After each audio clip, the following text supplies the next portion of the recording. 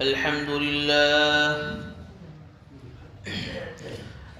لله نحمده ونستعينه ونستغفره ونؤمن به ونتوكل عليه ونعوذ بالله من شرور أنفسنا ومن سيئات أعمالنا من يهده الله فلا مضل له ومن يضلله فلا هادي له ونشهد أن لا إله إلا الله وحده لا شريك له ونشهد أن سيدنا ومولانا محمدا عبده ورسوله وبارك وسلم تسليما كثيرا أما بعد فأعوذ بالله من الشيطان الرجيم بسم الله الرحمن الرحيم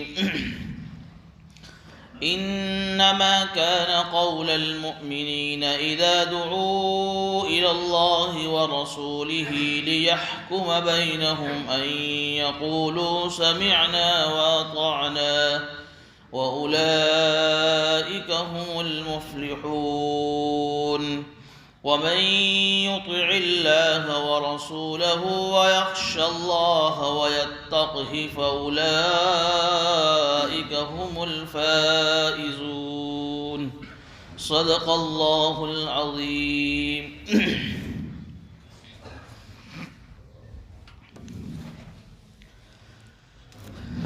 گزشتہ مجلس میں سورہ نور کی آیت نمبر 47 کی تفسیر چل رہی تھی۔ اس آیت کریمہ میں اللہ رب العزت نے منافقین کا تذکرہ کیا تھا۔ منافقین جو ظاہر میں تو مسلمان ہو لیکن ان کے دل کے اندر کفر اور شرک کی گندگی بھری ہوئی ہو، ایسے منافقین کی حالت کا تذکرہ تھا اور ان کی ایک گندی عادت کا تذکرہ تھا۔ یہ منافقین کی عادت یہ ہے کہ جو ظاہر میں تو اپنی زبانوں سے بڑے بڑے دعوے کرتے ہیں کہ ہم اللہ پر ایمان لے آئے، ہم رسول پر ایمان لے آئے اور ہم اللہ اس کے رسول کی اطاعت کرتے ہیں، ہم تو ان کی بات مانتے ہیں، ایسے بڑے بڑے دعوے کرتے ہیں یہ منافقین۔ لیکن جب عمل کی بات آتی ہے، جب عمل کرنے کی بات آتی ہے تو پھر یہ اللہ اس کے رسول کی اطاعت سے ہٹ کر اپنی مرضی کے مطابق عمل کرتے ہیں۔ یہ منافقین کا حال ہے کہ ظاہر میں بڑے بڑے دعوے ہیں زبانوں پر اللہ اس کے رسول کی اطاعت کے، لیکن جب عمل کی دنیا میں آتے ہیں تو پھر یہ اعراض کرتے ہیں، منہ پھیر لیتے ہیں کہ نہیں، ہمیں تو اللہ اس کے رسول کا فیصلہ پسند نہیں ہے۔ اور اس کے اوپر ایک واقعہ بھی گزشتہ سنایا تھا، وہ بشر منافق کا اور یہودی کا دونوں کے درمیان میں جو جھگڑا ہوا، تو چونکہ وہ ناحق پڑتا اس لیے وہ حضور اکرم صلی اللہ علیہ وسلم کے دربار میں جانے کے لیے تیار نہیں تھا کہ معلوم ہے کہ یہاں جاؤں گا تو فیصلہ میرے خلاف ہونے والا ہے۔ حالانکہ ظاہر میں وہ مسلمان ہونے کا دعویٰ کر رہا تھا بشر، لیکن چونکہ اندر میں نفاق تھا، کفر تھا، شرک تھا، اس لیے جانے کے لیے تیار نہیں ہوا۔ تو اسی کے اب تعلق سے یہ آیت نازل ہوئی تھی کہ بہت سارے لوگ ایسے ہیں کہ جو اللہ اس کے رسول پر ایمان لانے کے دعوے کرتے ہیں، لیکن جب عمل کی بات آتی ہے تو ان میں سے ایک فریق، ایک پارٹی یعنی ایک آدمی اس بات سے منہ پھیر لیتے ہیں۔ اللہ تعالیٰ فرماتے ہیں کہ یہ حقیقت میں ایمان والے ہیں ہی نہیں، چاہے ظاہر میں اپنے ایمان ہونے کے دعوے کرتے ہیں۔ اب آگے کی آیت میں اللہ تعالیٰ ایمان والوں کی خوبی کا تذکرہ کر رہے ہیں کہ ایمان والوں کی خوبی کیا ہونی چاہیے، کہ انما کان قول المؤمنین، کہ ایمان والوں کی خوبی یہ ہونی چاہیے کہ اذا دعوا الی اللہ ورسولہ، کہ جب انہیں اللہ اس کے رسول کے فیصلے کی طرف بلایا جاوے تاکہ ان کے درمیان فیصلہ کیا جاوے، تو ایمان والے کی خوبی یہ ہوتی ہے کہ وہ سمعنا واطعنا، کہ ہم نے سن لیا اور اس فیصلے کو ہم نے مان لیا۔ یہ ایمان والے کی خوبی ہوتی ہے۔ وَأُولَئِكَ هُمُ الْمُفْلِحُونَ، اور یہی ایمان والے کامیاب ہیں۔ گویا کہ اس آیت کریمہ میں ایمان والوں کی خوبی کا تذکرہ ہے۔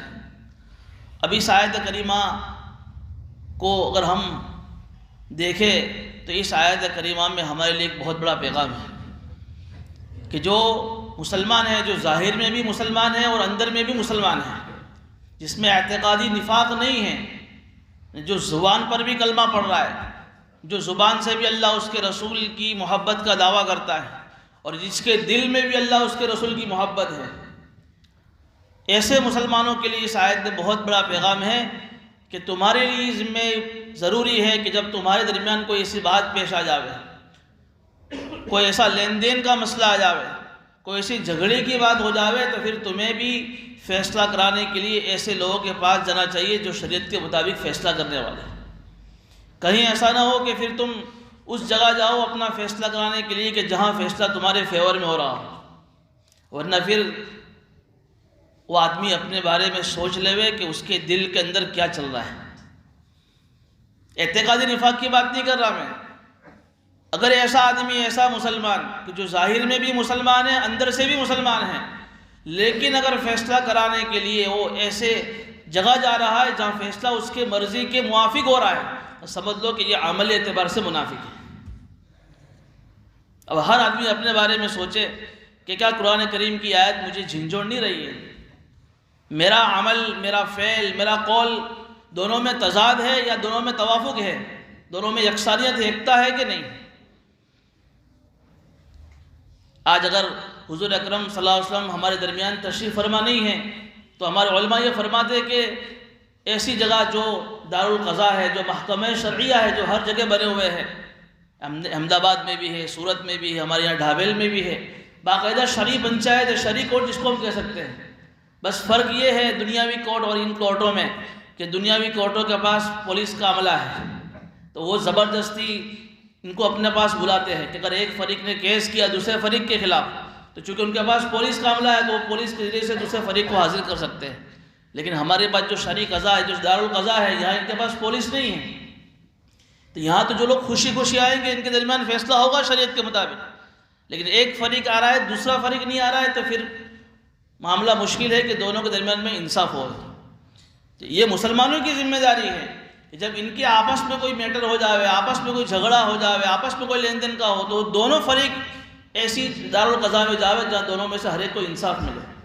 اب ظاہر سی بات ہے کہ ایک کے خلاف فیصلہ ہوگا اور ایک کے مطابق فیصلہ ہوگا، تو جس کے خلاف فیصلہ ہوا ہے شریعت یہ کہتی ہے کہ ظاہر میں تو وہ ہارا ہوا ہے لیکن پھر بھی وہ جیتا ہوا ہے، چونکہ اس نے قرآن پر عمل کیا ہے، اس نے حدیث پر عمل کیا ہے، اس نے شریعت پر عمل کیا ہے۔ اس کا دل اندر سے ٹوٹا ہوا ہے لیکن وہ قرآن پر عمل کرنے والا ہے، چونکہ قرآن کا فیصلہ ہے۔ میں اب تک اپنا آپ کو حق پر سمجھ رہا تھا، لیکن اب معلوم ہوا کہ میں حق پر نہیں ہوں، اور پھر وہ فیصلہ تسلیم کر رہا ہے، تو یہ حقیقی مسلمان ہونے کی شان ہے۔ انما کان قول المؤمنین، کہ ایمان والوں کی خوبی یہ ہے کہ وہ اپنے فیصلے ایسی جگہ پر کرائے جہاں فیصلے شریعت کے مطابق ہوتے ہیں۔ آگے اللہ تعالیٰ ایک قانون بیان کر رہا ہے کہ جو اللہ اس کے رسول کی اطاعت کرے گا، وَيَخْشَ اللَّهَ، اور اللہ سے ڈرے گا پچھلی اپنی زندگی سے، وَيَتَّقِي، اور آئندہ گناہوں سے بچے گا، یہی لوگ کامیاب ہیں۔ یہ آیت کریمہ کے تعلق سے ایک واقعہ کتابوں میں لکھا ہے کہ ایک مرتبہ امیر المؤمنین حضرت عمر فاروق رضی اللہ عنہ مسجد نبوی کے اندر تشریف فرما تھے کہ ایک رومی آدمی آیا اور آ کر امیر المؤمنین کے سامنے زور سے کلمہ پڑھنے لگا کہ میں مسلمان ہو رہا ہوں، اشہد ان لا الہ الا اللہ، کلمہ پڑھنے لگا۔ کہا کہ میں مسلمان ہو رہا ہوں امیر المؤمنین، تو فرمایا کہ اچھا تو تیرے اسلام لانے کا سبب کیا ہوا؟ تو اس نے یہ کہا کہ میں پچھلی جتنی بھی کتابیں ہیں، جو آسمانی کتابیں ہیں، تورات، زبور، انجیل، ان ساری کتابوں کا میں نے مطالعہ کیا ہے، ساری کتابوں کو میں نے کھنگالا ہے، میں نے اس کے اندر جو مضمون ہیں، لیکن جب میں نے یہ آیت کریمہ سنی ایک آدمی کی زبان سے، تو یہ آیت کریمہ میں پچھلی ساری آسمانی کتابوں کا نچوڑ آ گیا ہے۔ میں سمجھا کہ یہ قرآن حق ہے، اور اس آیت کریمہ کو سنتے ہی میں مسلمان ہو گیا۔ تو امیر المؤمنین نے پوچھا کہ کیا خاص تجھے بات لگی اس آیت کے اندر کہ جس آیت کو سنتے ہی تو مسلمان ہو گیا؟ اس نے کہا کہ اس آیت کریمہ میں 4 چیزیں اللہ تعالیٰ ارشاد فرما رہے ہیں۔ نمبر 1، وَمَن يُطِعِ اللَّهَ، جو اللہ کی اطاعت کرے۔ اللہ کی اطاعت سے مراد اللہ کے جتنے بھی احکامات ہیں، جتنے بھی فرائض ہیں، ان سارے فرائض پر عمل کرے۔ نمبر 2، وَرَسُولَهُ، اور جو اللہ کے رسول کی اطاعت کرے۔ اللہ کے رسول کی اطاعت سے مراد اللہ کے نبی صلی اللہ علیہ وسلم کی جتنی سنتیں ہیں، ان ساری سنتوں پر عمل کرے۔ نمبر 3، وَيَخْشَ اللَّهَ، اور اللہ سے اپنی پچھلی زندگی کے بارے میں ڈرے کہ میری اب تک کی جو زندگی گزری ہے نافرمانی والی، میرا کیا ہوگا، تو اس زندگی کے بارے میں اللہ سے ڈر رہا ہے۔ چوتھی چیز، وَيَتَّقِهِ، اور آئندہ کے لیے اپنے آپ کو گناہوں سے بچا رہا ہے، اللہ کا خوف دل میں اتنا ہے کہ اپنے آپ کو گناہوں سے بچا رہا ہے۔ تو یہ چاروں چیزیں ایسی ہیں جو پوری اسلام کا شریعت کا خلاصہ ہے۔ اللہ کی اطاعت یعنی فرائض پر عمل، رسول کی اطاعت سنتوں پر عمل، ویخش اللہ پچھلی زندگی سے ندامت یعنی توبہ، اور آئندہ کے لیے گناہوں سے بچنا، پوری شریعت کا خلاصہ آ گیا کہ اس ایک آیت میں پوری شریعت کا خلاصہ آ گیا۔ کتنی زبردست یہ آیت ہیں، اس لیے اس آیت نے مجھے ایمان لانے پر مجبور کر دیا، فَأُولَٰئِكَ هُمُ الْفَائِزُونَ کہ یہی لوگ کامیاب ہیں۔ تو اس وقت حضرت عمر فاروق نے فرمایا، صحیح کہا کہ جس طریقے سے قرآن کریم کی چھوٹی چھوٹی آیتوں میں بڑے بڑے مطالب ہیں، اسی طریقے سے اللہ نے اپنے نبی تاجدار مدینہ سرکار دو عالم صلی اللہ علیہ وسلم کو بھی ایسی باتیں عطا فرمائی تھی کہ ان کی باتیں بھی چھوٹی چھوٹی ہوتی تھی، لیکن ان کی باتوں میں بھی بڑے بڑے مطلب ہوتے تھے۔ اب دیکھیے بہت ساری حدیثیں آپ کو ملے گی، چھوٹی چھوٹی حدیثیں ہیں، لیکن جب مفسرین فقہا محدثین جب اس کا مطلب بیان کرتے ہیں تو اس کا مطلب بیان کرنے میں بڑی بڑی کتابیں لکھی جاتی ہیں، بڑی بڑی کتابیں لکھی جاتی ہیں۔ مجھے معلوم ہے جب ہم ابو داؤد شریف پڑھ رہے تھے، دور حدیث کی آخری جو عالمیت کی جو آخری درجہ ہوتا ہے، ایک بہت بڑی کتاب ہے بخاری شریف اور مسلم شریف کے بعد تیسرے نمبر کی کتاب ابو داؤد شریف کی کتاب ہے۔ مجھے یاد ہے ہمارے استاد نے ہمیں پورے سال میں صرف 12 صفحے پڑھائے۔ اس حدیث کی تشریح جس کتاب میں 4000 حدیثیں ہیں اور تقریباً 12 صفحوں کے اندر میرے خیال سے 50 سے قریب حدیثیں ہوگی، ان 50 حدیثوں کا خلاصہ ترجمہ مطلب میننگ بیان کرتے کرتے 1 سال نکل گئے۔ آپ بتاؤ قرآن حدیث کے خزانے میں کیا کیا چھپا ہوا ہے، ایسی چھوٹی چھوٹی باتیں، لیکن جب اس کو کھولو تو باتیں کھلتی جا رہی ہیں۔ تو گویا کہ اللہ نے اپنے نبی کو بھی جوامع الکلم بنایا تھا۔ ایک حدیث آپ سنیے، وَعَمَلْ لِدُنْيَاكَ بِقَدْرِ مَقَامِكَ فِيهَا، حضور فرماتے ہیں دیکھیں کتنا چھوٹا مضمون ہے کہ دنیا کے لیے اتنا عمل کرو جتنا تمہیں دنیا میں رہنا ہے۔ اب یہ ترجمہ سننا لگا، آپ اس کو کھولیے، جتنا کھولیں گے اتنا کھولے گا۔ وَعَمَلْ لِآخِرَتِكَ بِقَدْرِ بَقَائِكَ فِيهَا، آخرت کے لیے اتنا عمل کرو جتنا آخرت میں تمہیں رہنا ہے۔ چھوٹی حدیث لیکن مفہوم کتنا بڑا اس کا ہو سکتا ہے۔ وَعَمَلْ لِلَّهِ بِقَدْرِ حَاجَتِكَ إِلَيْهَا، اللہ کے لیے اتنا کرو جتنی تمہیں اللہ کی ضرورت ہے، یہ چھوٹی حدیث۔ وَعَمَلْ لِلنَّارِ بِقَدْرِ صَبْرِكَ عَلَيْهَا، کہ جہنم کے لیے اتنا عمل کرو جتنا تم جہنم میں رہ سکتے ہو۔ ایسی چھوٹی چھوٹی حدیثیں ہیں، لیکن آپ اگر اس کو مفہوم کھولیں گے تو بڑے بڑے مفہوم آپ کو نکلیں گے۔ بہرحال یہ آیت کریمہ بھی اسی کے تعلق سے ہیں کہ ہے اس میں 4 چیزیں، لیکن پورے قرآن کا نچوڑ ہے اللہ کی اطاعت، اس کے رسول کی اطاعت، اور پچھلی زندگی سے اللہ سے ڈرنا اور آئندہ گناہوں سے اپنا آپ کو بچانا۔ یہ ایک اصول بتایا کہ یہی لوگ کامیاب ہیں۔ وَأَقْسَمُوا بِاللَّهِ جَهْدَ أَيْمَانِهِمْ لَئِنْ أَمَرْتَهُمْ لَيَخْرُجُنَّ، یہ منافقین کی دوسری عادت کا تذکرہ اب آگے آ رہا ہے کہ منافقین کی دوسری عادت یہ تھی کہ وہ بار بار اللہ کے نبی صلی اللہ علیہ وسلم کے سامنے جا کر قسمیں کھاتے تھے کہ نبی جی ہم قسم کھاتے، اللہ کی قسم، قرآن کی قسم، اور کیا کہہ رہے ہیں، آپ خالی ہمیں حکم دو ہم اللہ کے راستے میں نکل جائیں گے۔ ایسی بڑی بڑی قسمیں کھاتے تھے حضور کے سامنے آ کر، حالانکہ دل میں کفر ہے، نفاق ہے۔ منافقین پر جو ہے نا 3 چیزیں بڑی بھاری تھی۔ ایک تو حضور کی اطاعت ان پر بہت بڑی بوجھ تھی، چونکہ وہ مانتے ہی نہیں تھے حضور کو، لیکن ظاہر میں مسلمان تھے، جب عمل کرنے کی باری آتی تھی تو بوجھ معلوم ہوتا تھا۔ دوسری چیز یہاں کہ اللہ کے راستے میں نکلنا، جہاد کرنا، قتال کرنا ان کے لیے بڑا بھاری تھا۔ صحابہ نکلتے تھے، منافق پیچھے ہو جاتے تھے، لیکن جب نکلنے سے پہلے حضور کے سامنے جا کر کیا کہہ رہے، اللہ کی قسم حضور آپ خالی حکم دے ہم نکل جائیں گے۔ اللہ تعالیٰ کیا کہہ رہے، قُل لَا تُقْسِمُوا، اے نبی جی آپ ان سے کہہ دو کہ قسمیں مت کھایا کرو، میں معلوم ہے تم جھوٹی قسمیں کھاتے ہو۔ طاعۃ معروفہ، بھلے طریقے سے حضور کی اطاعت کرو نا۔ بس تم نے جب حضور کے اوپر کلمہ پڑھا ہے، مسلمان ہو گئے ہو، تو پھر یہ کیا کہنے کی ضرورت ہے حضور کے دربار میں آ کر کہ ہم اللہ کے قسم ہمیں حکم دو ہم اللہ کے راستے میں نکل جائیں گے۔ حضور حکم دے نہ دے، تمہارے سامنے جب حضور کی بات آ جائے تم اللہ کے راستے میں نکل جاؤ، تم حضور کی اطاعت پر کھڑے ہو جاؤ۔ یہ کیا ہے کہ حضور ہر ایک کو کہیں گے انفرادی طور پر کہ بھائی آپ، یہ حضور کی ذمہ ضروری نہیں ہے۔ تم نے جب کلمہ پڑھا ہے، تم جب مسلمان ہو، اب تمہاری ذمہ داری ہے کہ تمہارے سامنے جب دین کی بات آ جاوے، جب شریعت کی بات آ جاوے، تو پھر کوئی تمہیں کہے نہ کہیں، تمہاری اپنی ذاتی ذمہ داری ہے کہ تم اس پر عمل کرو، بھلے طریقے سے اطاعت کرنی ہے۔ ان اللہ خبیر بما تعملون، اللہ کو سب خبر ہے جو تم کر رہے ہو، تم کیا ڈھونگ مچا رہے ہو، تم کیا تماشا کھیل رہے ہو حضور کے سامنے، اللہ کو سب خبر ہے۔ قُلْ اطیعوا اللَّهَ وَاطِیعُوا الرَّسُولَ، نبی جی آپ ان سے کہہ دو آپ اللہ اس کے رسول کی اطاعت کرو۔ فَإِن تَوَلَّوْا فَإِنَّمَا عَلَيْهِ، اگر تم حضور کی اطاعت سے، اللہ کی اطاعت سے روگردانی کرو گے، چہرہ پھیرو گے، منہ پھیرو گے، تو سن لو فَإِنَّمَا عَلَيْهِ مَا حُمِّلَ، نبی کی ذمہ وہ ہے جو ذمہ داری نبی کی ہے، وَعَلَيْكُمْ مَا حُمِّلْتُمْ، اور تمہارے ذمہ وہ ہے جو تمہارے ذمہ لگایا ہے۔ نبی کی ذمہ داری کیا ہے؟ کہ اللہ کی طرف سے جو پیغام آ رہا ہے وہ تم تک پہنچا دینا۔ بلغ ما انزل الیک من ربک، ایک آیت میں اللہ تعالیٰ حضور سے صاف ارشاد فرما رہا ہے کہ بلغ ما انزل الیک من ربک، حضور جو پیغام وحی کی شکل میں آپ کے پاس آ رہا ہے آپ کی ذمہ داری آپ امت تک پہنچا دیں، یہ نبی کی ذمہ داری ہے۔ اور آپ کی ذمہ داری کیا ہے امت کی؟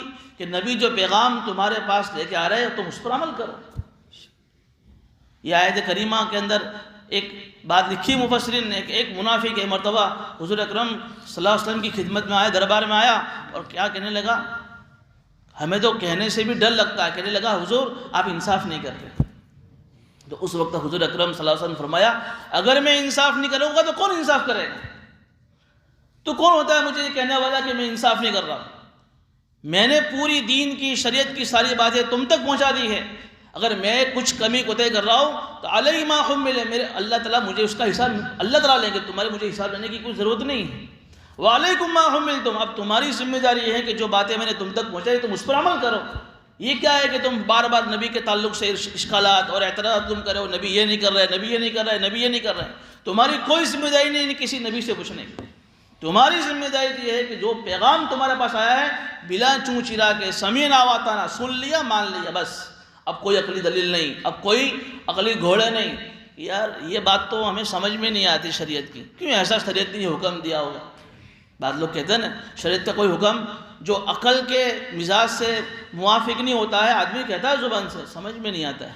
جیسے قربانی کا جب موقع آتا ہے تو بہت سارے لوگ جو غیر مسلم جب اعتراض کرتے ہیں تو کچھ مسلمان بھی ان کے ساتھ اعتراض کرتے ہیں، کیا ضرورت ہے ہزاروں کروڑوں جانوروں کو ذبح کرنے، کتنا خون بہا جا رہا ہے، کہ یہ پیسے جو جانوروں پر ذبح کے نام پر خرچ ہو رہا ہے اگر کسی غریب کی مدد کی جائے تو کتنا بڑا کام ہو سکتا ہے۔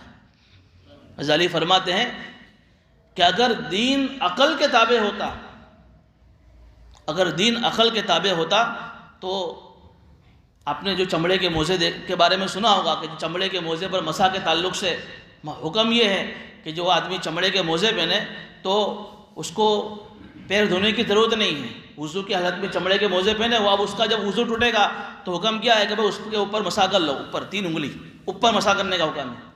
حالانکہ عقل کیا کہہ رہی ہے کہ آدمی جب چلتا ہے موزے پہن کر تو گندگی کہاں لگتی ہے؟ نیچے، لیکن حکم کیا ہے شریعت کا؟ بھائی موزے کے اوپر مسح کرو۔ تو غزالی کیا کہہ رہے ہیں؟ اگر دین عقل کے تابع ہوتا تو پھر چمڑے کے موزے پر مسح کرنے کا حکم جو ہے چمڑے کے موزے کے نیچے ہونا چاہیے، پیروں کے نیچے ہونا چاہیے، لیکن دین عقل کا تابع نہیں ہے۔ اللہ کا دین ہماری عقلوں کا محتاج نہیں ہے کہ جو ہماری عقل میں آئے وہی دین، اور جو ہماری عقل سے میچ نہ کھاوے ہم اس دین کا حکم نہیں مانیں گے، تو پھر تو یہ ہماری اپنی من مانی ہے، یہ ہماری اپنی مرضی کا دین ہے، یہ شریعت کا دین نہیں ہے کہ جہاں ہماری عقل کے مطابق ہو وہاں عمل کرنے کا۔ بھائی فجر کی نماز کیوں نہیں پڑھتے؟ یار ٹھنڈی میں کون اٹھے، ٹھنڈی لگتی ہے نا، آدمی کیا عقل کام نہیں کر رہی، آدمی کے اپنے مزاج کے خلاف یہ حکم ہے، آدمی نماز نہیں پڑھتا۔ اور جہاں اس کے مزاج کی ایک میں نے مثال دی آپ کو، جہاں مزاج کے موافق وہاں آدمی عمل کر کے ڈینگے مارتا ہے بڑے بڑے، دیکھو میں تو شریعت پر عمل کرتا ہوں، یہ شریعت پر عمل نہیں ہے، یہ تیرا دین کا اسلام ہے۔ حدیث میں اللہ کے نبی کیا فرما رہے؟ لا یؤمن احدکم حتی یکون ہواہ تبعا لما جئت بہ، وہ آدمی پکا ایمان والا ہو ہی نہیں سکتا ہے جب تک کہ اپنی خواہشات کو دین کے تابع نہ کرے، تب تک وہ آدمی مسلمان اور پکا ایمان والا کہلانے کے لائق ہی نہیں ہے۔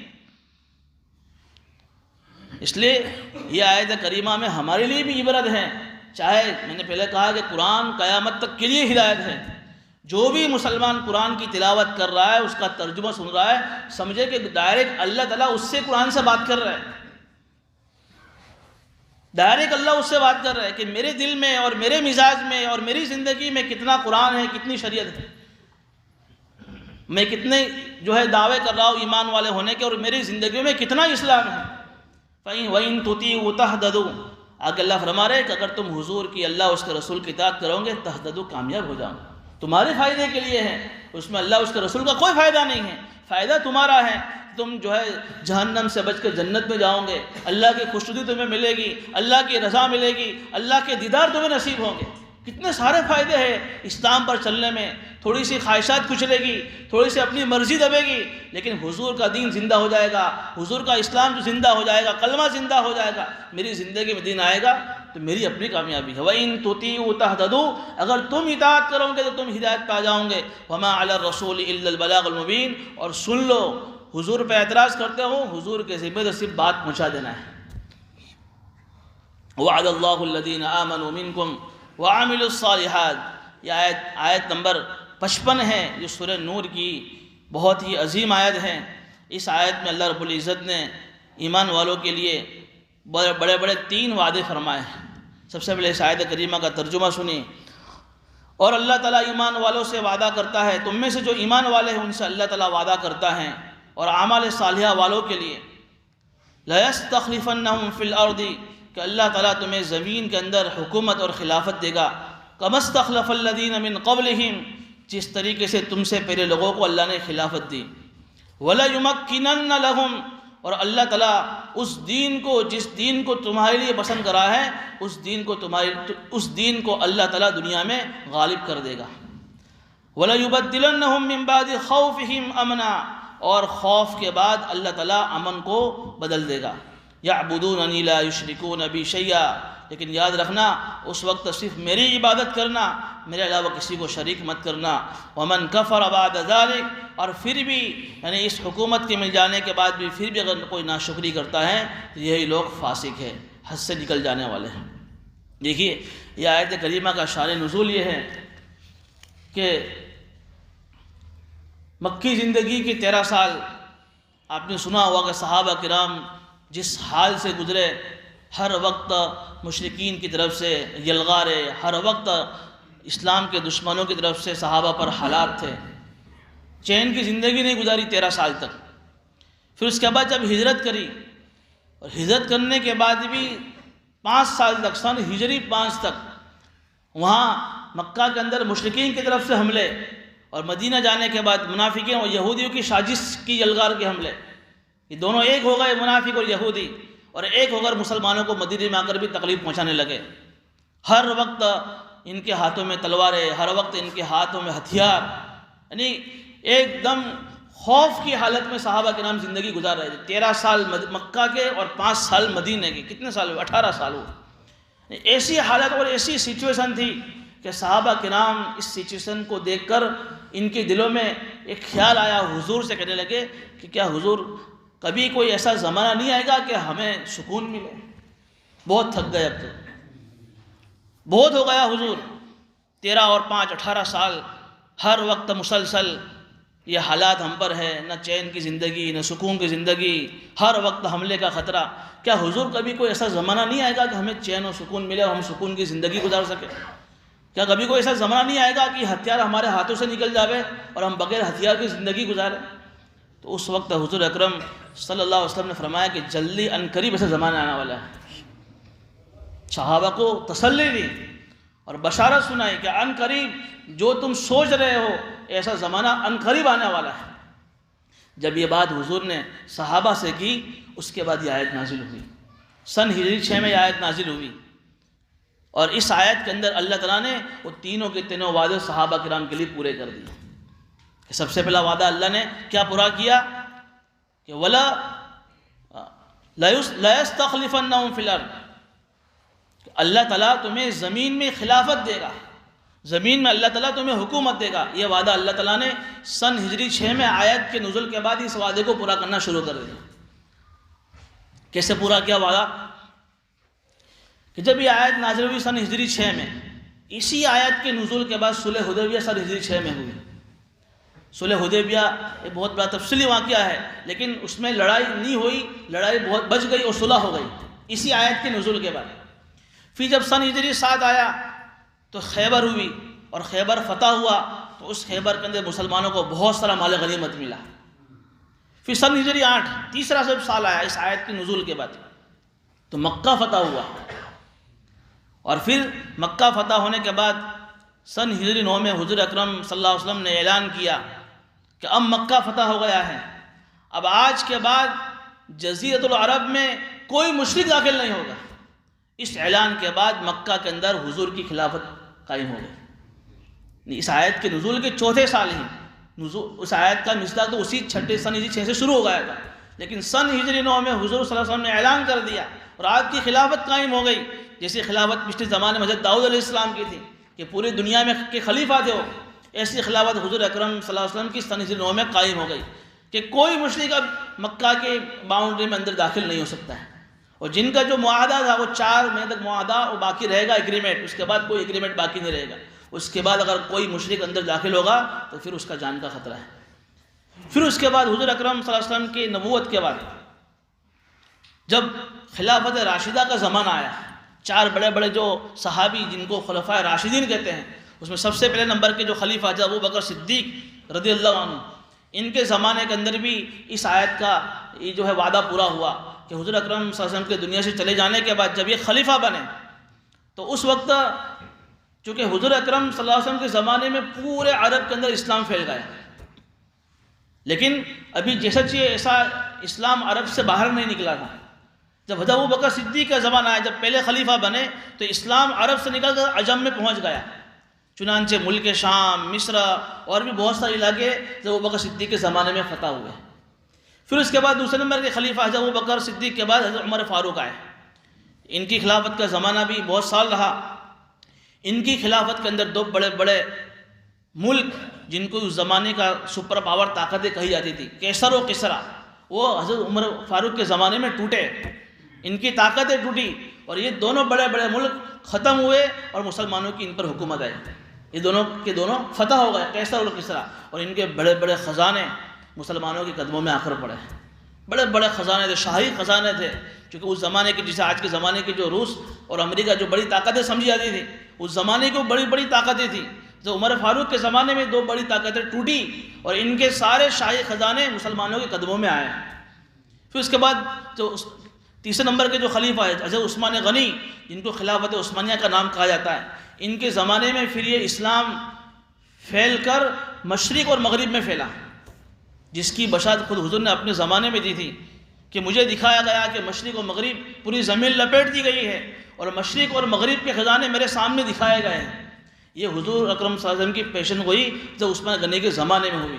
چنانچہ مغرب کے جو علاقے تھے اور مشرق کے جو علاقے تھے، چین، عراق اور جو قبرص اور اندلس، یہ بڑے بڑے جو علاقے تھے، جو بڑے بڑے ملک تھے، سارے کے سارے ملک خلافت عثمانیہ میں فتح ہوئے اور اسلام کا رقبہ بڑھتا گیا۔ اس کے بعد پھر چوتھے خلیفہ حضرت علی آئے، ان کے زمانے میں بہت سارے ملک فتح ہوئے۔ اور اس اعتبار سے یہ جو چاروں صحابہ کا جو زمانہ ہے، جو 30 سال کا زمانہ ہے، جس کو حضور اکرم صلی اللہ علیہ وسلم نے اپنے حدیث میں ایک مرتبہ یہ ارشاد فرمایا تھا کہ میرے نبوت کے بعد 30 سال تک خلافت کا رہے گا زمانہ، یہ خلافت کا زمانہ ان چاروں صحابہ کے بیچ میں رہا۔ یہ چاروں کے یہ جو تینوں وعدے ہیں، نمبر 1 پر کہ خلافت ان چاروں صحابہ کے زمانے میں ہوئی، یہ وعدہ پورا ہوا کہ انہیں خلافت ملی، حکومت ملی۔ نمبر 2 پر کہ پھر ان کے زمانے میں اسلام کا غلبہ ہوا، وَلَا يُمَكِّنَنَّ لَكُمْ، اسلام کا غلبہ ہوا۔ نمبر 3 پر کہ جو خوف کی کیفیت تھی، ان کے زمانے میں وہ خوف امن میں بدل گیا۔ چنانچہ جو عثمان غنی کے زمانے میں ایسا امن کا زمانہ آیا کہ ایک عورت، ملک یمن کا ایک علاقہ جو صنعاء ہے اور ایک علاقہ حضرموت، دونوں کے درمیان میں 400-500 کلومیٹر کا فاصلہ ہے، کہ ایک عورت ملک یمن کے صنعاء سے نکلتی تھی اکیلی، سونا و زیور پہن کر حضرموت جانے کے لیے، لیکن ایسا امن کا زمانہ تھا کہ کوئی اسے چھیڑنے والا نہیں تھا، نہ اس کے مال نہ اس کے جان کو، جان بھی اس کی سلامت تھی، اس کا مال بھی سلامت تھا، ایسا امن کا زمانہ آیا۔ تو یہ تینوں کے تینوں وعدے حضور اکرم صلی اللہ علیہ وسلم کے زمانے میں بھی پورے ہوئے، ان کے بعد خلافت راشدہ کے زمانے میں بھی پورے ہوئے۔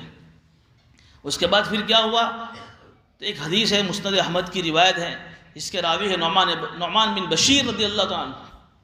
وہ فرماتے ہیں کہ پھر اس کے بعد حضور اکرم صلی اللہ علیہ وسلم نے ارشاد فرمایا کہ ثم تکون ملکا عازا فتکون ما شاء اللہ ثم یرفع اللہ بها، کہ پھر ان خلافت کے بعد کیا ہوا کہ خلافت کا جو 30 سال کا جو زمانہ تھا، اس کے بعد پھر کاٹ کھانے والی ملوکیت آئی، نہیں پھر خلافت باقی نہیں رہی. پھر بنو عباس کا زمانہ آیا، بنو امیہ کا زمانہ آیا، جس میں بادشاہت چلی، خلافت نہیں، بادشاہ بنے.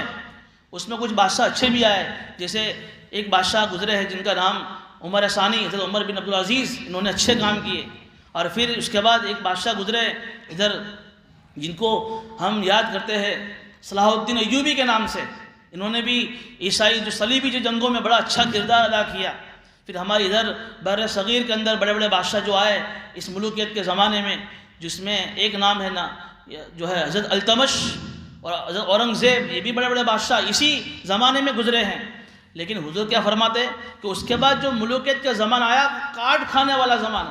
مفسرین یہ فرماتے ہیں کہ ان کچھ بادشاہوں کے علاوہ باقی جو بادشاہ گزرے بڑے عیش و عشرت والے بادشاہ گزرے تھے. تو سب مسلمان قرآن کو ماننے والے تھے، اجتماع اعتبار سے قرآن کے فیصلے ہوتے تھے، لیکن ان کی اپنی پرسنل زندگی میں عیش و عشرت داخل ہو گیا. ایک دوسرے کے اوپر حب جا اور حب مال کی وجہ سے ایک دوسرے کے اوپر جو ہے وہ چیزیں ایک دوسرے کو حقیر سمجھنا، تو یہ کاٹ کھانے والی ملوکیت آئی. 650 سال تک یہ بادشاہوں کا زمانہ رہا. یہ حضور کی پیشن گوئی تھی. پھر حضور فرماتے ہیں اس حدیث میں آگے ثم تکون ملکن جبریتا فتکون ما شاء اللہ الی آخر الحدیث، کہ پھر اس کے بعد جبری غلامی آئی، جبری غلامی ہوگی. یہ ہوا کہ سن عیسوی 1857 تک ہم کس کے غلام رہے؟ انگریزوں کے غلام رہے. یہ اسی حدیث کی پیشن گوئی کہ سن عیسوی 1857 تک ہم انگریزوں کے غلام رہے. ابھی یہ جو غلامی کا زمانہ ایسے تو ظاہری اعتبار سے تو ختم ہو گیا کہ اب انگریزوں کی فوج نہیں ہے، ان کے سپاہی، ان کے پولیس اور ان کے افسر ابھی ہمارے سامنے نہیں ہیں. ظاہری اعتبار سے ہم ان کی غلامی کی زنجیروں سے نکل گئے ہیں. لیکن علماء یہ فرماتے ہیں کہ ابھی مالیات کے اعتبار سے، چونکہ world bank, multi national company ابھی ان کے ہاتھ میں ہے، ریموٹ کنٹرول مالی اعتبار سے ابھی ان کے ہاتھ میں ہے. تو ابھی یہ زمانہ آدھا گزر گیا، آدھا باقی ہے. ابھی زمانہ آدھا گزر گیا غلامی کا، ابھی آدھا زمانہ باقی ہے. اب حضور کیا فرما رہے ہیں؟ آگے خوشخبری حضور سنا رہے ہیں جو آج کے زمانے کے اعتبار سے ہمارے لیے بڑی خوشخبری کی بات ہے. حضور فرماتے ہیں کہ یہ زمانہ بھی ختم ہو جائے گا. ثم یرفع اللہ بہا، یہ زمانہ بھی ختم ہو جائے گا. پھر ایک اور اس حدیث کے اندر ہے بشارت، خوشخبری. ثم تکون خلافتا علی منہاج النبوہ، پھر ایک زمانہ ایسا آئے گا کہ دوبارہ نبوت کے طریقے پر خلافت قائم ہوگی انشاءاللہ. تو یہ حدیث میں پیشن وہ یہ مسند احمد کی روایت ہے، جس روایت کے راوی نعمان بن بشیر ہیں کہ نبوت قائم ہوگی جب تک اللہ تعالیٰ چاہیں گے. اس کے بعد 30 سال تک خلافت رہیں گی جب تک اللہ چاہیں گے. پھر اس کے بعد کاٹ کھانے والے ملوکیت آئے گی، وہ بھی جب تک اللہ چاہیں گے. پھر اس کے بعد جبری غلامی آئے گی، وہ ابھی چل رہی ہے، وہ بھی اللہ جب تک چاہیں گے تب تک باقی رہے گی. جب اللہ اس کو ختم کریں گے وہ ختم ہو جائے گی. پھر اس کے بعد وہی آخری زمانے میں پہلے زمانے کی طرح اسی طرز پر نبوت کے طریقے پر دوبارہ خلافت قائم ہوگی. حضرت امام مہدی آئیں گے اور پھر پوری دنیا میں اسلام کا بول بالا ہو جائے گا. جو وعدے اللہ تعالیٰ نے اس زمانے میں پورے کیے وہ وعدے اللہ تعالیٰ آخری زمانے میں پورے کریں گے. لیکن اللہ تعالیٰ نے 2 شرطیں ہمارے سامنے بتائی ہے، ایمان اور اعمال صالحہ. اور ایمان جو اللہ تعالیٰ چاہتے ہیں، اچھا اعمال جو اللہ تعالیٰ کے یہاں مطلوب ہے جس کیفیت کے ساتھ. یہ ہماری اب ذمہ داری یہ ہے کہ ہم اس زمانے میں جس زمانے میں ہم رہ رہے ہیں، ہم یہ تو یہ دکھ رہے لوگوں کی زبانوں پہ چرچے کہ یار ایک طرف قرآن کی آیت اور ایک طرف آج کا زمانہ، ایک بھی وعدہ پورا ہوتا ہو نظر آ رہا ہے؟ نہیں آ رہا ہے. اور پھر لوگوں کی زبانوں پر چرچے کیا ہے کہ فلاں حکومت آ گئی، اب یہ ہونے والا ہے، اب کل اتنے خطرناک حالات، اب یہ ہونے والا ہے، یہ ہونے والا ہے. سب کچھ ہم بدلنا چاہتے ہیں لیکن اپنی ذات کو بدلنا نہیں چاہتے. سب بدل جاوے، بڑے بڑے خواب ہیں ہمارے کہ خلافت راشدہ قائم ہو جاوے، اسلامی حکومت آ جاوے، یہ ہو جاوے، وہ ہو جاوے، لیکن آدمی اپنے آپ کو بدلنے کے لیے تیار نہیں. جو شرط قرآن بیان کر رہا ہے ایمان اور اعمال صالحہ، ایسے ایمان والے بن جاؤ جو ایمان صحابہ کا تھا، اس عمل پر کھڑے ہو جاؤ جو عمل صحابہ نے کر کے دکھایا. پھر دیکھو وہ اللہ تعالیٰ وہ وعدے تمہارے سامنے پورے کر کے دکھائیں گے. اللہ تعالیٰ وہی کہہ رہے وَمَنْ كَفَرَ بَعْدَ ذَلِكَ فَأُولَئِكَ هُمُ الْفَاسِقُونَ، کہ جب ایسی حکومت قائم ہو جاوے اس کے بعد بھی کوئی آدمی ناشکری کرے تو پھر وہ فاسق ہے. یہ تاریخ نے دیکھا کہ جب وہ زمانہ آیا ملوکیت کے زمانے میں ناشکری ہوئی کہ اسلامی حکومت قائم ہو گئی، خلافت کا زمانہ آ گیا، مسلمانوں کے پاس سارے وسائل ہیں، اس کے بعد بھی پھر تم اسلامی حکومت کے حقوق ادا نہ کرو اپنی زندگیوں کو اللہ کی مرضی کے مطابق نہ کرو تو ناشکری کا کیا ہوا کہ وہ اسلامی حکومت ہمارے ہاتھوں سے چلی گئی اور آج تک ہمارے ہاتھوں میں نہیں آئی. ومن کفر بعد ذالک، کہ جو اس اسلامی حکومت کے قائم ہو جانے کے بعد ناشکری کرے، کفران نعمت کرے، اللہ تعالیٰ فرماتے ہیں کہ یہی لوگ حد سے نکلنے والے ہیں. اس لیے جہاں یہ آیت کریمہ ہمارے سامنے پچھلی زندگی کو بتا رہی ہے، وہاں ہمارے لیے اس آیت کریمہ میں بڑا پیغام بھی ہے، ایک تسلی کا سامان بھی ہے کہ اگر اللہ کے وعدے جب صحابہ کے لیے پورے ہو سکتے ہیں تو ہمارے لیے بھی کیوں پورے نہیں ہو سکتے. آگے اللہ تعالیٰ وہی کہہ رہے ہیں لا تحسبن الذین کفروا معجزین فی الارض، کہ یہ جو لوگ کافر ہیں تم ان کے بارے میں گمان مت کرنا کہ وہ زمین میں اللہ کو عاجز کر دیں گے.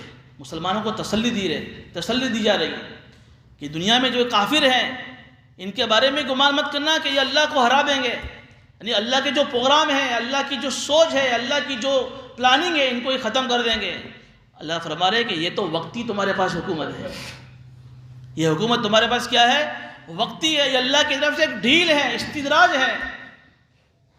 جب اللہ کا وہاں سے فیصلہ آئے گا، اللہ تعالیٰ فرماتے ہیں کہ پھر وہ حکومت تمہارے ہاتھوں میں سے چلی جائے گی. تم دنیا کے اندر بھی بغیر حکومت کے ہو جاؤ گے اور مرنے کے بعد وَمَأْوَاهُمُ النَّارُ، تمہارا ٹھکانہ جہنم ہوگا.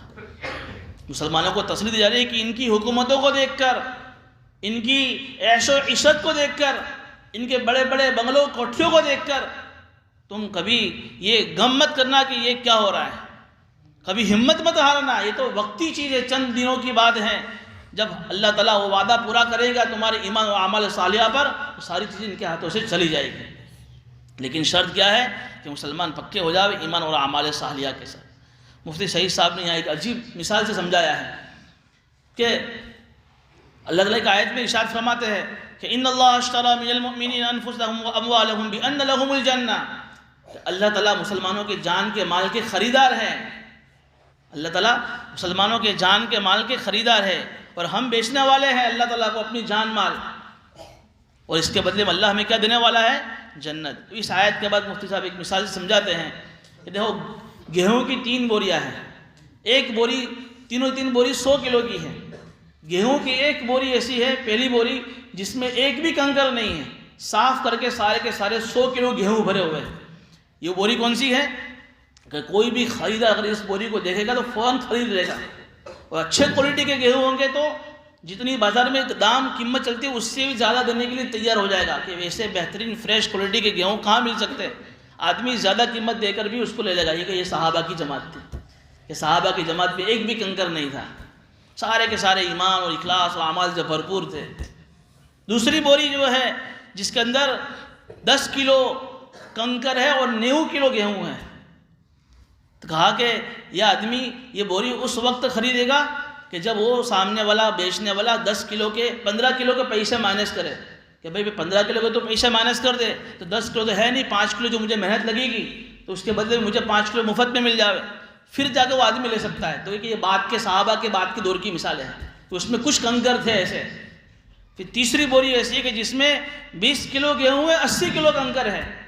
یہ اس زمانے کے مسلمانوں کی حالات ہیں، مسلمانوں کی حالات کہ کوئی ان کا پرسان حال نہیں، کوئی ان کا خریدار نہیں ہے، کوئی ان کے اوپر ہاتھ رکھنے والا نہیں ہے. چونکہ کنکر زیادہ ہے، کوئی خریدنے والا نہیں ہے ایسی بوریوں کو. حضور اکرم صلی اللہ علیہ وسلم جب نبی بن کر آئے ہیں، جب ان کو مبعوث فرمایا اللہ تعالیٰ نے، تو سارے کے سارے کنکر تھے. حضور نے محنت کر کے سارے صحابہ کو قیمتی بنایا. تو یہی چیز اگر مسلمان خود اپنی ذات سے یہ عہد کر لے ہوئے کہ مجھے اپنی ذات سے ایمان و اعمال صالحہ پر کھڑا ہونا ہے، سارے چونکہ معاشرہ بنتا ہے، سماج بنتا ہے چند لوگوں کے ملنے سے، سارے لوگ اپنی انفرادی اعتبار سے خود اپنی فکر کر لے ہوئے، اپنے گھر والوں کی فکر کر لے ہوئے. جب سارے لوگ فکر کر لیں گے تو پورا معاشرہ، پوری سوسائٹی، جب پوری سوسائٹی مل کر چند سوسائٹی مل کر ایک شہر بنتا ہے، پورا شہر سدھر جائے گا. پورا چند شہر مل کر ایک ملک بنتا ہے، پورا ملک صحیح ہو جائے گا. اور چند ملک بن کر ایک دنیا بنتی ہے، پوری ریاست ہماری قائم ہو جائے. تو ضروری اس بات کی ہے، آج یہ حال ہے کہ ہم اپنی ذات سے غافل ہیں، دوسروں کی اصلاح کی فکر ہے، دوسروں کے بارے میں فکر ہے، وہ کیا کر رہا ہے، کہاں جا رہا ہے، کس سے مل رہا ہے، کیا کر رہا ہے، اپنی ذات سے غافل ہے. مجھے اپنی ذات کی کوئی فکر نہیں ہے کہ میری زندگیوں میں کتنے اچھے اعمال ہے، میری زندگیوں میں کتنا ایمان اور عمل صالحہ ہے، معاملات کی صفائی کتنی ہے، معاشرات میرے کتنے اچھے ہیں، اخلاق میرے کتنے اچھے ہیں. مجھے اس کی کوئی فکر نہیں ہے. فکر ہے تو دوسروں کی فکر ہے. اور ہر آدمی جب دوسرے کی فکر کر رہا ہے تو پھر کنکر بڑھ رہے ہیں بجائے گیہوں بننے کے. تو یہی اللہ تعالیٰ فرما رہے ہیں کہ ومن کفر بعد ذالک، کہ اگر تم ناشکری کرو گے تو پھر اللہ کی نگاہ میں تم فاسق بن جاؤ گے. جب یہ شرط پوری نہیں ہوگی تو اللہ کے وعدے پورے نہیں ہوں گے. جب اللہ کی سارے وعدے ہم پورا کرنا چاہتے ہیں تو یہ سارے شرطیں ہمیں اپنی زندگیوں میں داخل کرنی پڑے گی، ایمان اور اعمال صالحہ. تو وَلَبِئْسَ الْمَصِيرُ، کہ یہ لوگ، یہ کافر لوگ اللہ تعالیٰ کے بارے میں گمان نہ کرے کہ اللہ تعالیٰ کو دنیا میں ہرا دیں گے. سن لو وَمَأْوَاهُمُ النَّارُ، ان کا ٹھکانہ جہنم ہے. وَلَبِئْسَ الْمَصِيرُ، اور بہت ہی برا ٹھکانہ ہے. اللہ تعالیٰ ان باتوں پر ہمیں عمل کی توفیق عطا فرماوے. اور جو وعدے اللہ تعالیٰ نے ان آیتوں میں فرمائے ہیں، یہ سارے کے سارے وعدے اللہ تعالیٰ مسلمانوں کے حق میں پورے فرماوے.